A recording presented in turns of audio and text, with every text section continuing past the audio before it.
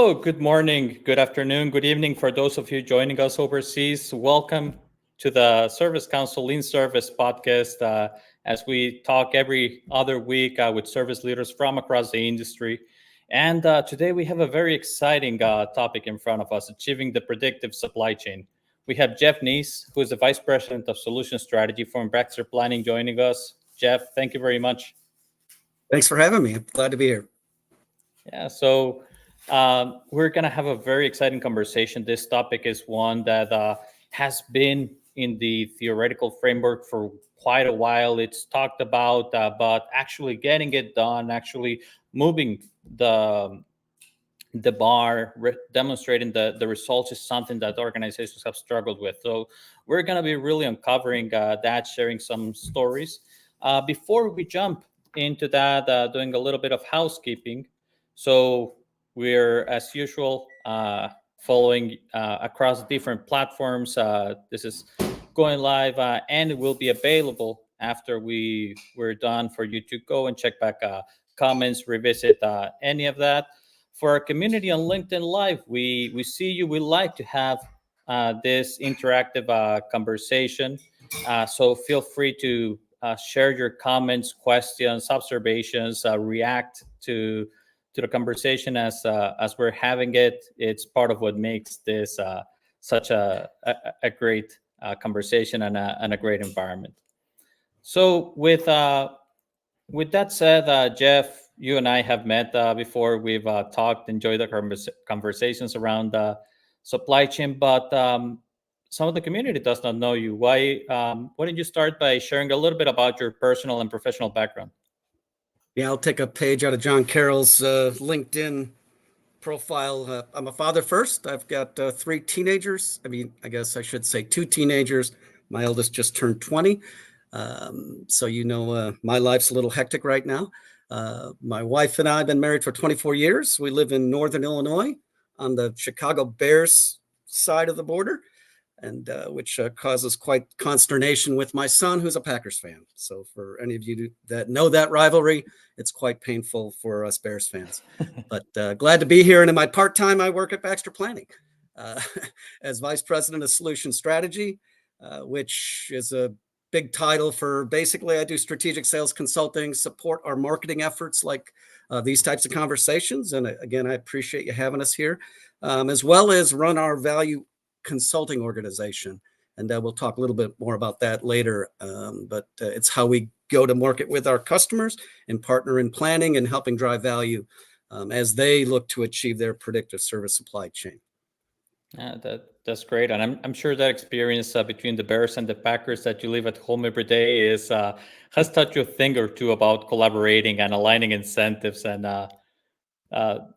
meeting a happy ending with somebody that you don't see eye to eye necessarily on. So. It's actually more about toleration. So great. So you mentioned your role, but for those of you who are less familiar with Baxter Planning, could you elaborate a little bit about what does your relationship with your customers look like? What type of problems do you focus on, and why Baxter Planning comes into play? Yeah, absolutely. And so we have more than 60 customers across, some core verticals: high tech, medical device, commercial, industrial verticals. We help customers on their journey to a predictive service supply chain through our Baxter Predict platform. So we are a software solution provider focused in on key areas of the predictive service supply chain, namely planning, and then kind of the bridging to execution, and then escalation mitigation. So when things don't go according to plan, how do you get ahead of it? And how are you able to be proactive with your customers? And then we wrap that around in a kind of our moniker is partners in planning. And so we have a planning as a service offering that we couple with our solutions, that we come alongside our customers in degrees, everything from strategic consulting projects to full-blown sitting side by side with a planner operating the tools. Nice. That's I'm sure we're going to leverage a lot of that during the next 45, 50 minutes. And let's jump right into it, because as we talk about this, achieving the predictive supply chain, one of the things that perhaps has been um, top of mind for 10 plus years, when since I remember starting in this world, was predicting the demand.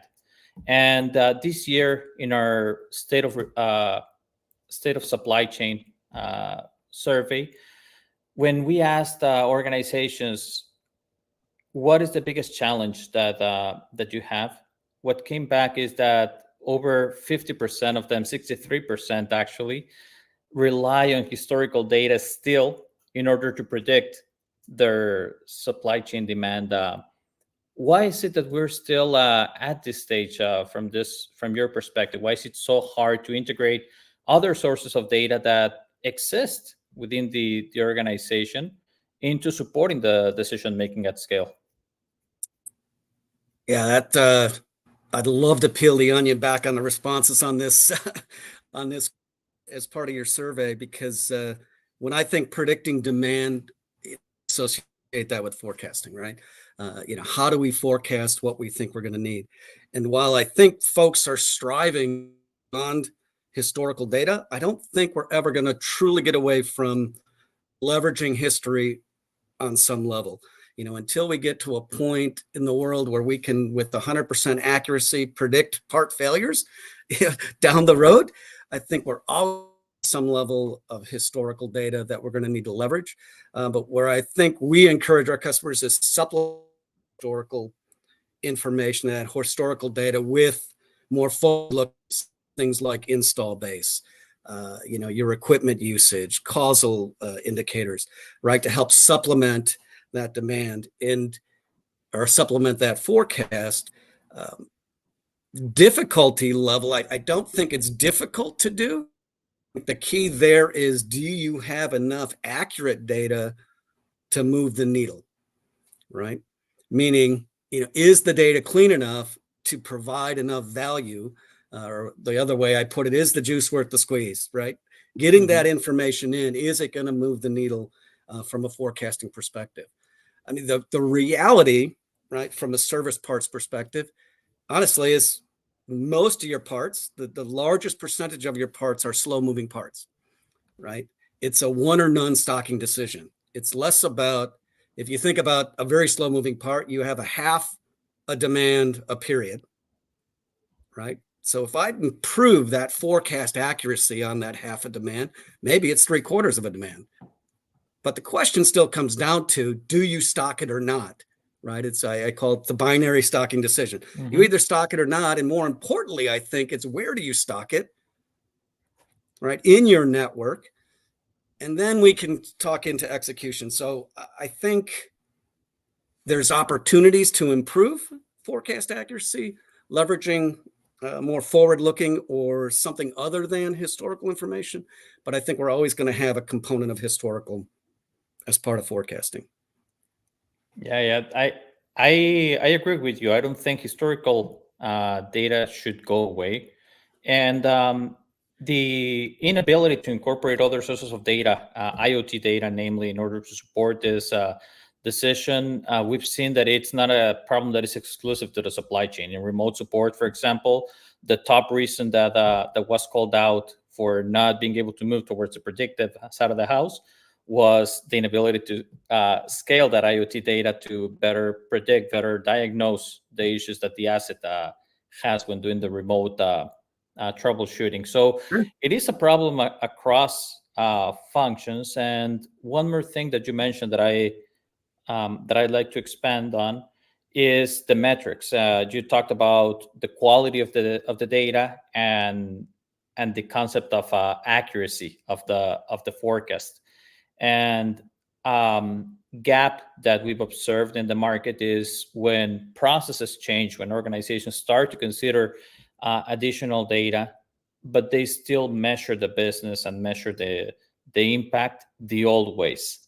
And if you look at forecast accuracy for a part that gets consumed once a quarter, and you measure that accuracy on a monthly basis, then doesn't matter what you do. If it's a 1 or a 0, then you're going to be wrong 2 months out of 3, right?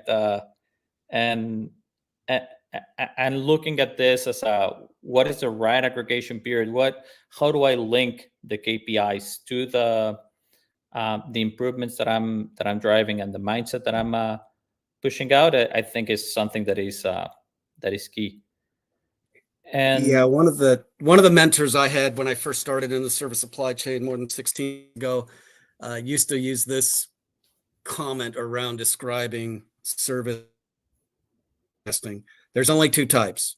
It's either lucky or wrong, right? I mean, we strive to get as accurate as possible, but that is not always a good indicator. See, by whatever measure, you know, uh, mathematical measurement you're using, it's going to vary widely depending on the volume of the parts, right? When you to low, slow, lumping demand type part, forecast accuracy is not a great measurement. It really needs to be kind of looking at the end. How are you serving your customers? What your overall fill? And how are you achieving your supply chain objectives?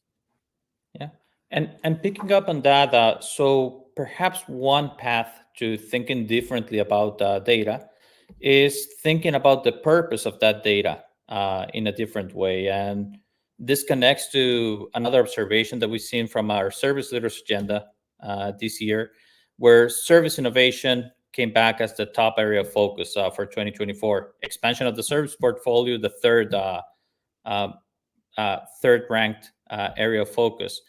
And have you seen the service parts supply chain realm being a part of this conversation of how do we think differently about service and the service portfolio that we should be presenting to the customers? Yeah, I think until we get to a point in service where we no longer need parts to do repairs on equipment,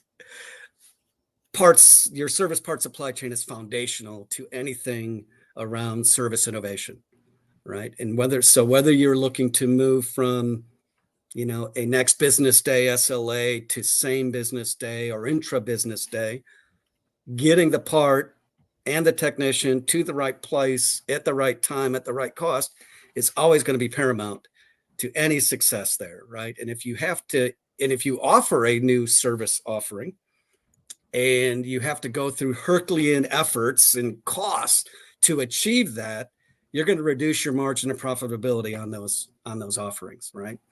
And so it does dovetail. It is foundational, I believe, to driving any innovation in the service. And if I may double click on that, you talked about profitability there in the end. And traditionally, service parts had been an enabler of the whole process and looked at quite often as a cost to the organization.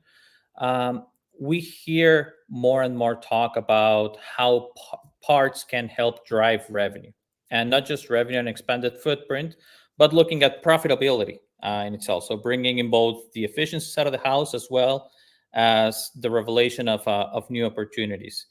Have you seen this trend materializing as well? Perhaps you might have an example of that. Well, yeah, absolutely. So when I mentioned a lot of what we do is kind of our value consulting work in tying improvements to service level to revenue increases. I was talking to a company recently, and the executive there quoted, he said, "Service is paramount to growth," right? Um, if they cannot execute on their service promise, it is difficult to grow revenue, and not just service revenue, right? I mean, it impacts your equipment sales or your product sales as well, right? Happy customers buy more from the partners they're happy with, right? If there's no, if there are alternatives. So service is paramount. I guess when we think about some examples specifically, if we drive into, predictive tools and planning and how that helps support that, I'll give two examples specifically. One is a customer early on their journey to what's called a predictive service supply chain, Beckman Coulter. I can name them specifically. Great testimonial that you could see on our website.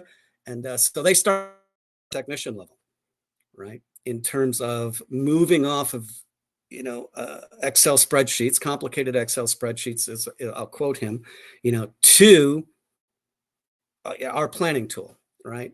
And they drove, and this is a quote, 20% improvement in first-time fix rate, right, out of the gate, right? Benefit, huge value to their organization.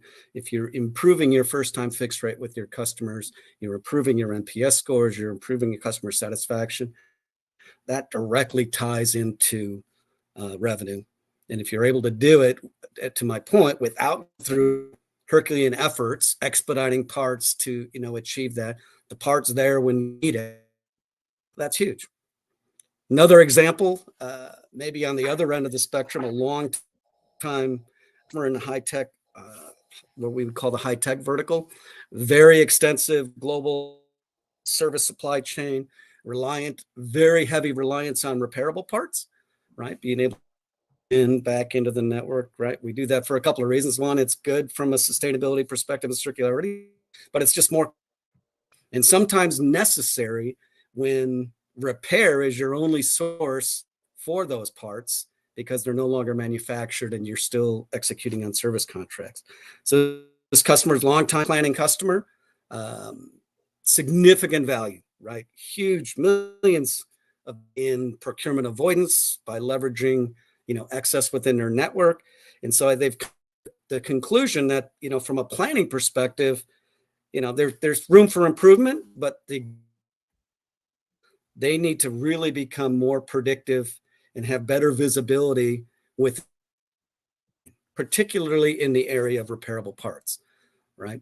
So how do they get greater visibility and more predictability to be able to prioritize repairs, right? For, in anticipation of a future shortage.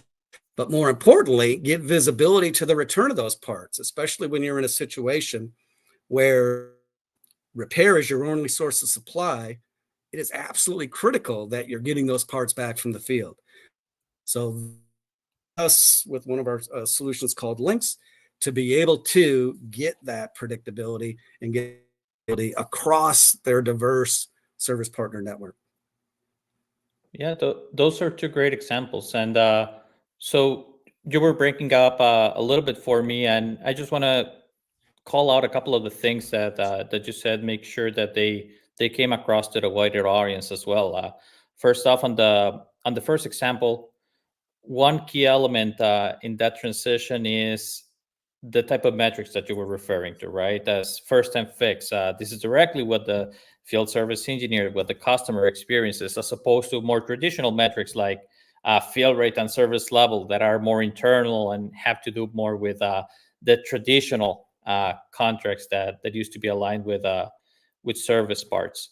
So that connection to thinking of the design and the planning of the parts business as a direct connection to the outcome that the customer is experiencing, I think is key in driving that incremental revenue, and driving that loyalty, and improving the overall experience. And then on the part of the visibility, that is also something that I wanted to further pull the thread from your experience, because we hear a lot about the want for visibility across the supply chain, and field service engineers in last year's survey, having visibility of spare parts inventory across the network was their number one request. It is number two by it's been displaced as number one by very little, and we still have 2 weeks left in the Voice of the Field Service survey this year. So, and that visibility, it's great, but the question is, once you know where the parts are, what then? Who's gonna get them, and how are you going to distribute them? How are you going to coordinate with the field service engineer, with the customer, with the transportation? So there's a lot that still needs to happen. above and beyond knowing where the parts are. Do you see organizations paying enough attention to this part of the house, or is it so focused on the visibility that sometimes once you solve the first problem, then you realize there's a whole Pandora's box that got open all of a sudden? Yeah, there is a visibility is important, right? And to me, visibility is a precursor to predictability, right? I mean, you can't predict it's hard to predict what you can't see. So visibility is a precursor. So I think companies have spent a lot of time dumping data into data lakes, leveraging their analytics to get that visibility. But to your point, right, I can see it. Now we need to be able to execute it, right? So how do you cross that bridge from, kind of visibility to more efficient execution? And I would say predictability is a precursor to resiliency, right? When we think about it from that perspective. And so we work with our customers, in a similar vein, thinking about it from a technician standpoint. If that part is not available either in their trunk stock or at their designated FSL, right? It's great that we know the parts in another location, but how do we make sure we get it there in the time frame they need it to satisfy your contractual obligations, right? We call that demand source locator, right? So, it's a way our customers drive additional value by leveraging excess in other locations. So providing the visibility is one thing, but able to incorporate that demand sourcing in your order process, right? So automatically having rules in place to get a part from the next best location when it's not available at their primary source, right? Most of the time, we resort to just getting it from the DC. Well, it may be available at an FSL in the town next door, but you can't get it there without a Herculean effort to do it, right? So being able to incorporate that into your order process is key, which comes back to the point you said. Visibility is great, but you got to be able to execute as part of your process, and not in doing it manually, right? Is what a lot of companies resort to. But when you have very stringent SLAs, manual is not fast enough more often than not. Yeah, I agree. And so two notes, the connection to resiliency that you made, it's one of those elements that starts to make the concept of a predictive supply chain real, right? It's predictive sounds great as a concept, but what is the impact of it? Well, it allows me to react faster and in a better, more efficient, more effective way to the changes that I'm encountering. And uh, on the part of the service profitability and the design, John Carroll just shared this statistic for the average profit margin on BMW vehicles, 12 to 14%. The average profit margin for service parts, 65%. Right. So we do see examples that where this shift is materializing and expanding. You already brought up resiliency, but what else is the industry missing when we talk about a predictive supply chain?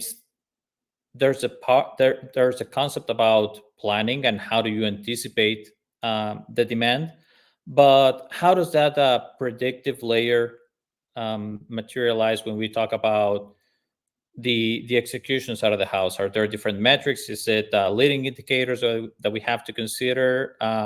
Is there a role for the predictive supply chain on the execution side as well? Yeah, absolutely. And we think of it in terms kind of first mile, middle mile, final mile, right? So that first mile is your supply network, right? How are you getting parts into your service supply network, right? And first mile, and there's a whole opportunity there to better collaborate with supply, right? And we think about from a foundational planning perspective, right? Lead time's a core kind of a core aspect of planning, right? It's going to determine how much inventory you're going to need to sit on while you've got it there, right?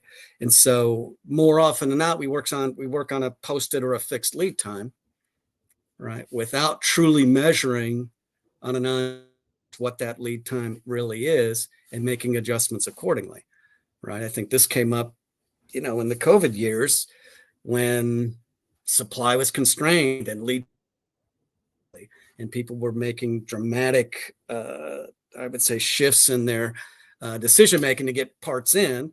And I think in many ways, and I refer to the COVID inventory hangover, right? We bought whatever we could whenever we could because we didn't know if we were going to get it again, right?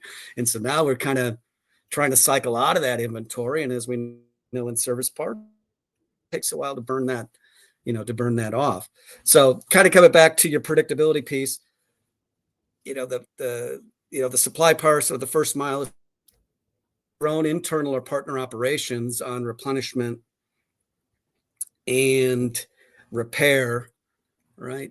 It's important that those are executing properly, especially when you're leveraging third parties, right?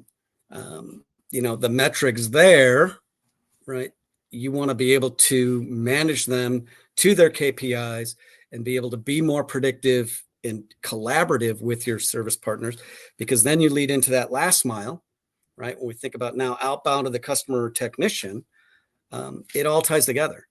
And the more predictability you have up front, the better you can mitigate issues, to me, on that last mile, on that long end. Yeah, I tend to agree. And one other example I'd like to share about how predictive changes the execution is in managing the customer's expectations and the expectations around the value chain in general. It often happens that that targets are missed, right? Something's not going to be delivered on time, but you can anticipate some of these situations. And if you have the visibility that you're going to miss the mark 2 weeks ahead of time, 3 days ahead of time, now you can reach out to the customer. And then there's a second layer of that predictive visibility where you can tell him, option one, hey, it's going to be late and we'll get back to you. Option two, if your predictable layer has the right data, has enough reliability, then you can say it's going to be late and it's going to arrive 2 days late within this window, or 2 weeks late, whatever it is. But anecdotal thing that we've encountered is sometimes it's not just whether the initial expectation is met or not, but it's how the organization reacts. And when that new expectation is set, that the organization is able to deliver to that update, and it helps across the value chain, right? If you know that your partners are reliable and can be trustworthy, then your own planning becomes more reliable and trustworthy. Yeah, exactly. When I mentioned, our Baxter Predict platform, and we talk about escalation mitigation, right? When those escalations happen, more often than not, right, people are coming through or logging in to multiple systems to figure out what happened in the root cause, and how do we get ahead of it. And that's where our snapshot solution kind of provides that single pane of glass across that chain of events to give you that information up front, allowing you to get ahead and communicate effectively with your customer. Because I think we all know on the receiving end of service, if they keep me abreast of what's going on and have a plan to mitigate it and can communicate that proactively, it's way better than hearing about it, right?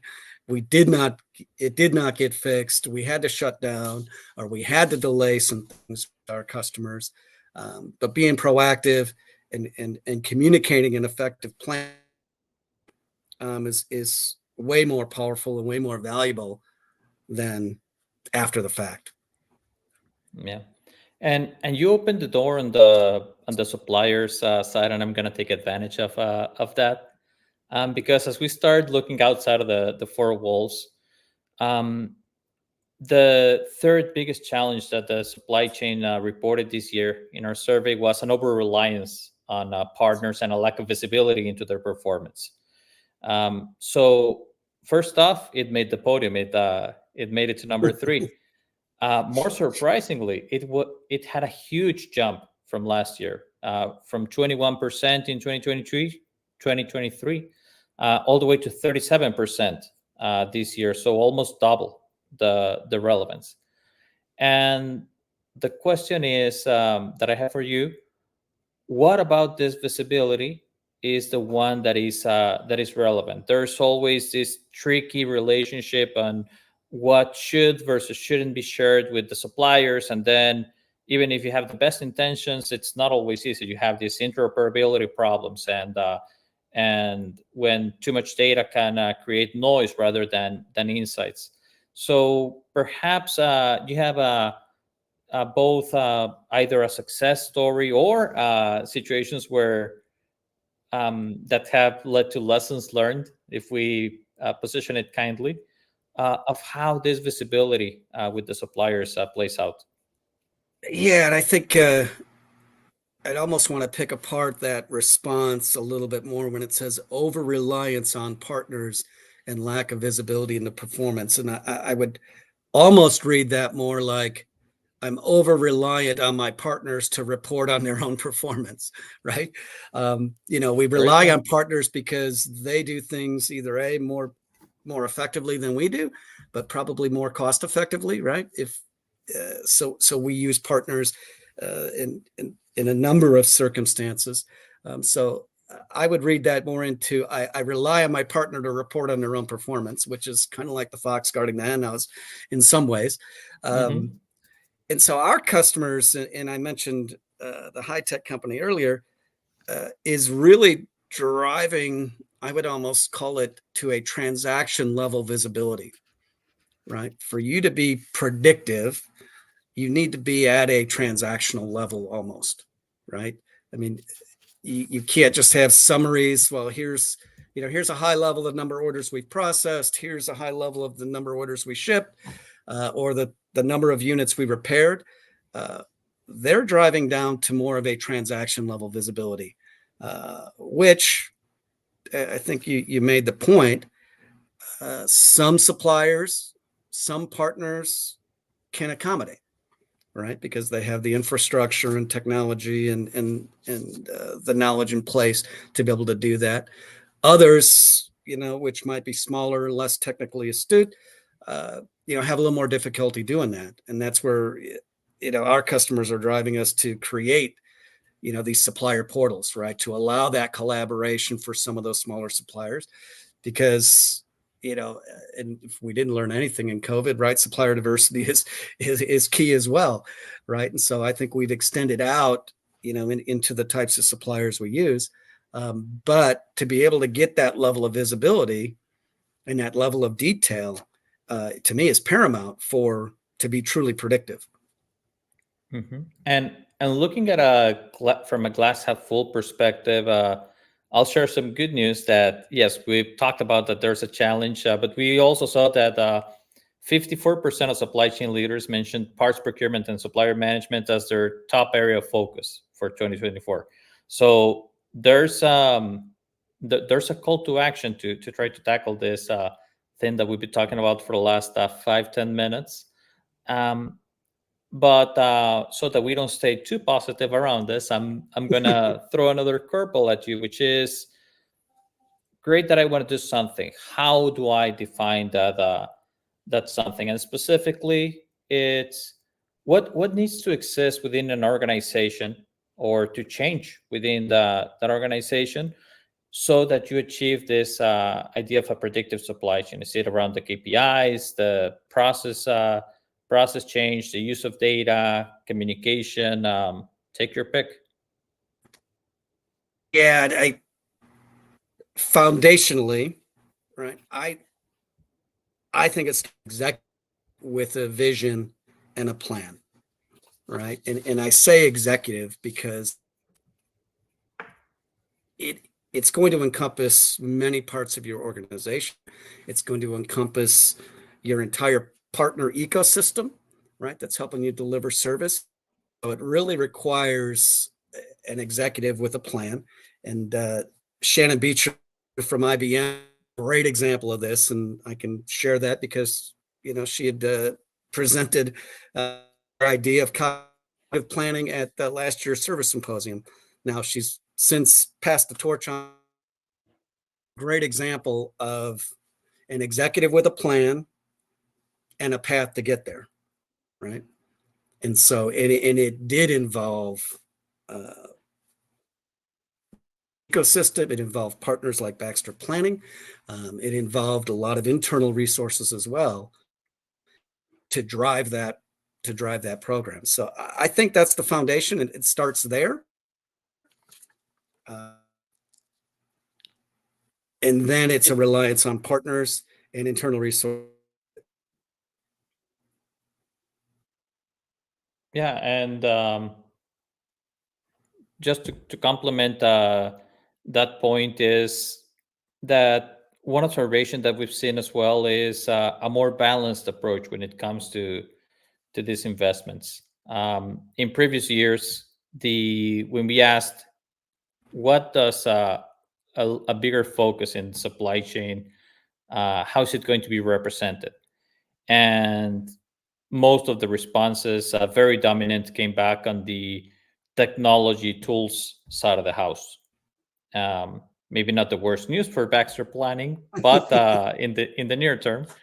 Um, but perhaps an adjustment that we're seeing is that there's still a lot of focus on investing on intelligence, analytical tools, technology tied to the discipline. So those are still the top two. But a dedicated team having a dedicated strategy are very close, third and fourth. The distance between number one and number four has gone down to within 4% points, and even a little bit further behind, but still 1 in 4 organizations is talking about investing in process change. And I believe this is a reflection of what you were talking about. When there's a lack of a vision and a strategy and purpose, it's very easy to go and, hey, I need to acquire a tool, or hey, let's do a big push for collecting a bunch of data and building a data cloud and making sure that it's clean. But there's no clarity in terms of how that data is going to get consumed, how the tool is going to deliver different outcomes, how the service value proposition is going to change as a result of all this investment. So that that vision, I have to agree that it is foundational, and it needs to be followed through with the investments, with the effort levels that the organizations move towards. And I love the example that you gave on IBM and Shannon Beecher. One, because she's been great to the service council community over the years, part of the advisory board here, and definitely helping advance the practice, and also because demonstrates that this predictive supply chain is can be pragmatic, which when you look at the statistics, one starts to hesitate. 71% of supply chain leaders said that currently they don't have predictive tools in place for planning and execution of service parts. And I'm just going to stop you there, go. Gerardo. If those 71% are listening to this podcast right now, hit me up on LinkedIn. Let's talk. It's Yeah, and it is that thing, right? It's very hard to take the same approach that you've taken before and expect different results. We all know that, because you've interacted with others on top of this new 71% that you're going to reach out after the the podcast. But others that have had their own scars along the journey, can you share maybe a little bit about what they've learned, what they were doing, and then the different mindset that you bring in of on how to get a better value proposition, how to get better outcomes by moving to this predictive. Yeah, it's we could probably have a whole podcast just on that. To me, and this may sound a little corny, is let value be your guide, right? A lot of the work I do with companies, the output of that is what we call a value roadmap, right?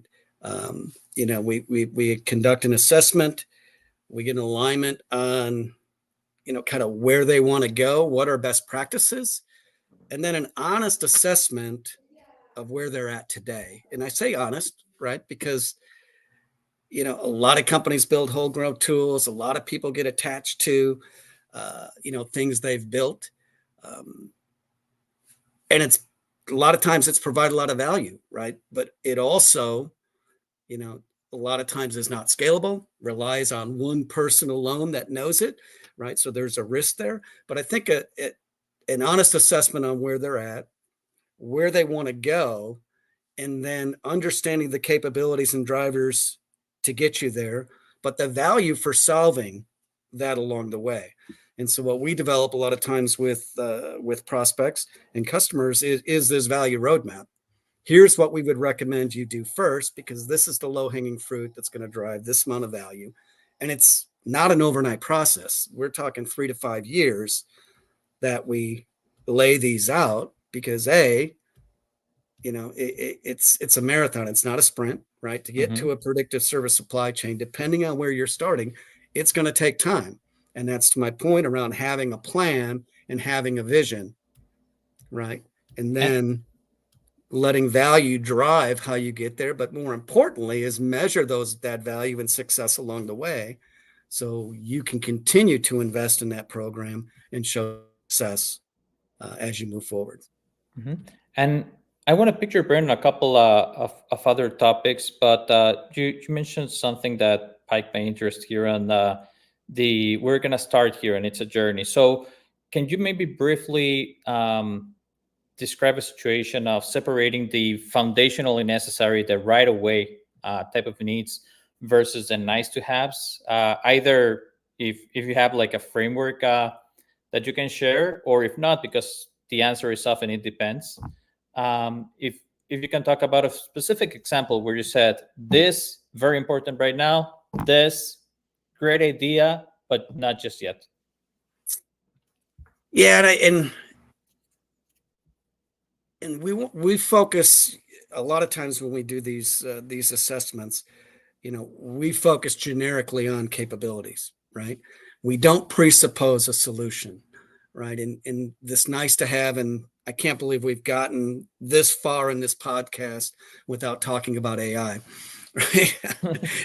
Although I guess everybody associates predictability. We almost made it, Jeff. We almost made it. I almost made it, right? But that's a great example of, more often than not, a nice to have, right? When you think about going from where you are, right? And if you're doing manual operations, working on Excel spreadsheets, feeding back into your ERP and trying to manage visibility through reports, right?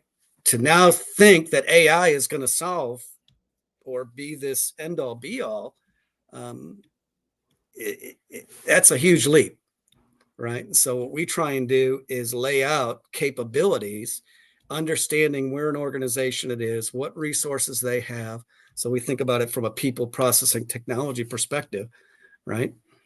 And where do you start, and then how do you lay out that kind of that roadmap to ultimately get them to their final goal? But it starts with, let's understand what capabilities are used to drive that, to the point around, we want to be able to predict demand with something, without historical data. Well, if you're doing this on spreadsheets, and, even just moving to a purpose-built service parts planning tool is a huge jump, let alone going to, install-based forecasting and causal forecasting and, mapping it out, right? So crawl, walk, run. Let's create a path and a journey.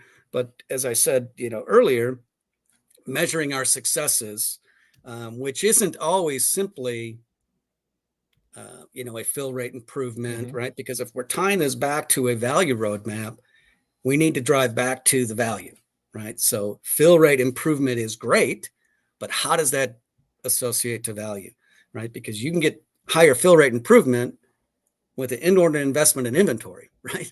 So was I able to achieve that fill rate at a simultaneous reduction in inventory, right? And that's the value.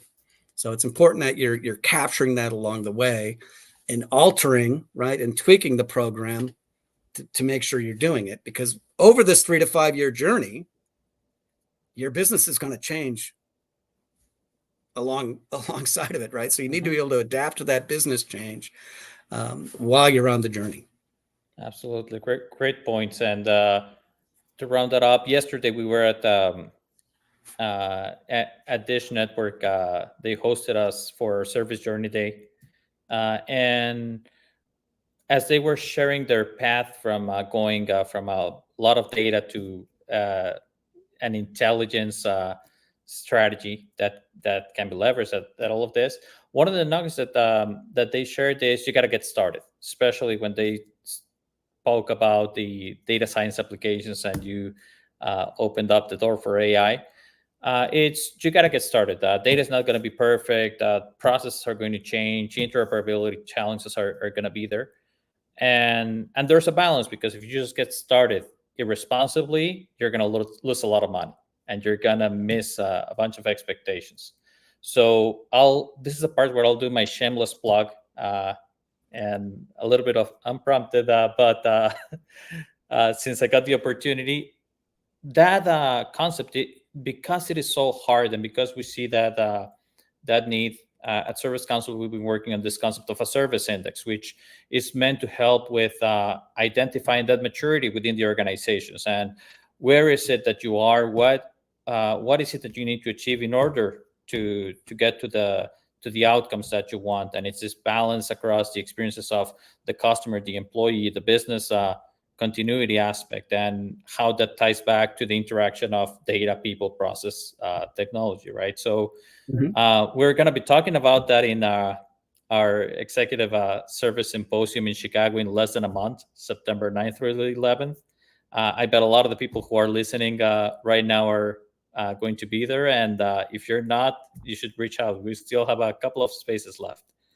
But back to reeling ourselves back in, I don't want to run out of time before talking about the customer side of the house as well. We talked about suppliers, we talked about the internal preparation, the customer impact that we've touched on indirectly through the different examples.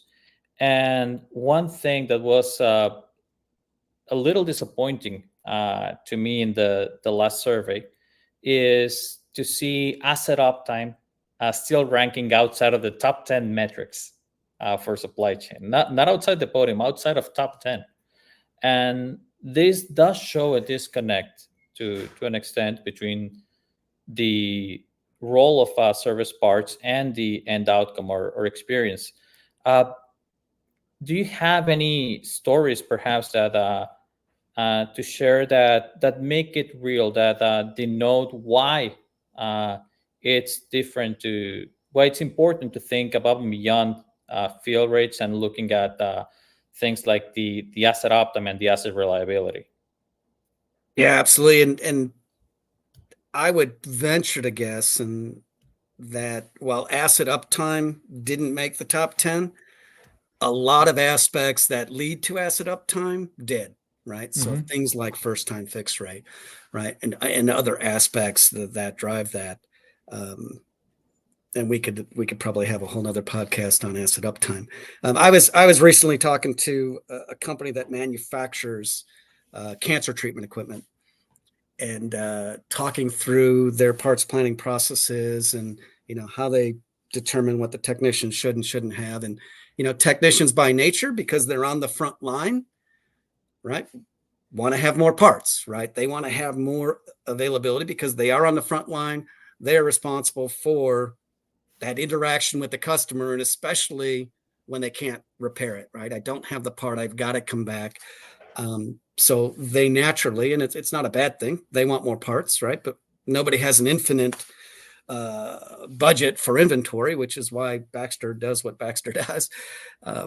But I always try and put those things into dollars and cents, right? And the one comment that just hit me to the core, he said, imagine telling a technician they can't have a part when he's got to walk out of that bunker. Now, bunkers are where they house this, this type of equipment because of the radiation aspect, and walk past a row of patients away that they can't get their treatment, right? And it hit me, right? How do you put dollars and cents to that? Delaying life-saving treatment because he didn't have the part, right? Different perspective. Both of my parents are cancer survivors. I've got a sister-in-law who's a cancer survivor. It kind of it drives it close to home. And so while we want to look at value, and that's of service that you can't necessarily put value on, right? That goes deeper. And that just it threw me for a loop a little bit.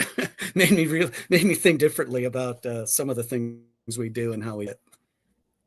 Yeah, absolutely. I think, as you said, it's very eye opening to see what the impact all the way through really is about the decisions that are happening, about all that processing of the data, that interpretation, the follow through, the executions, the early signals.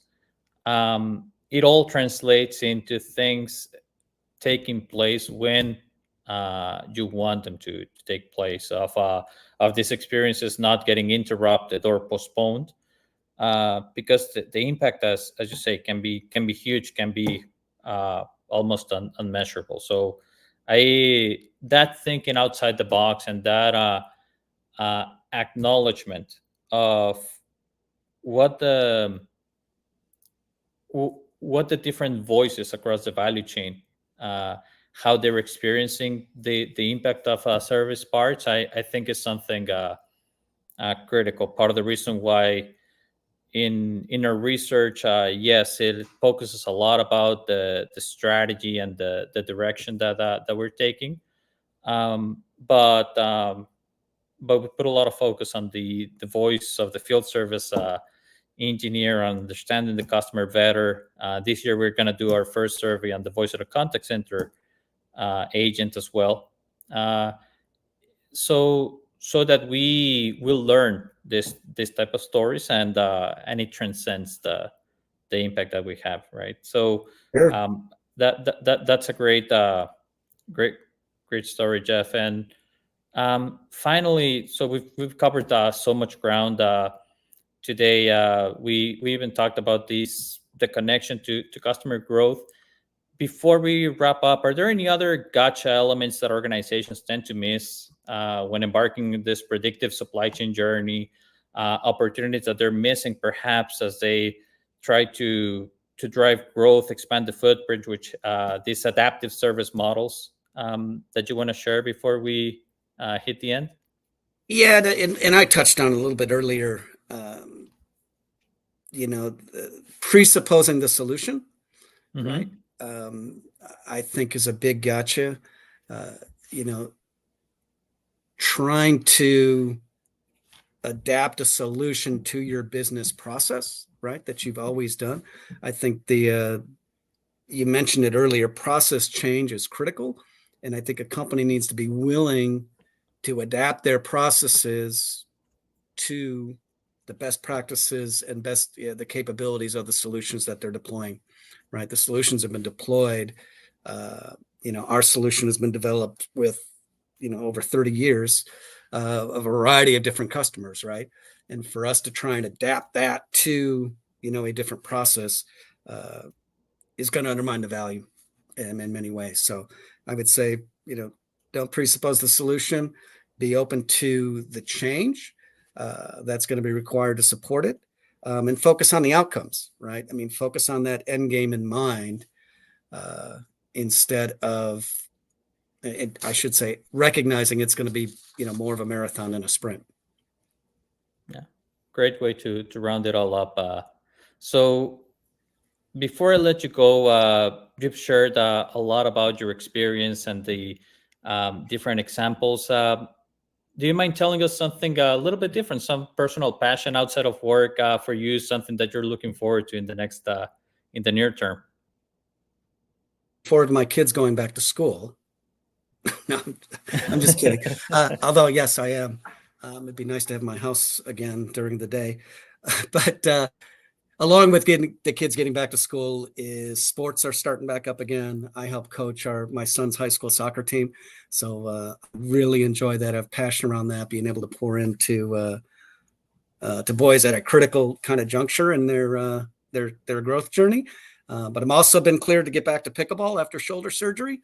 So yes, I'm a pickleballer, and all the stereotype videos you may have seen about pickleball are probably 95% true.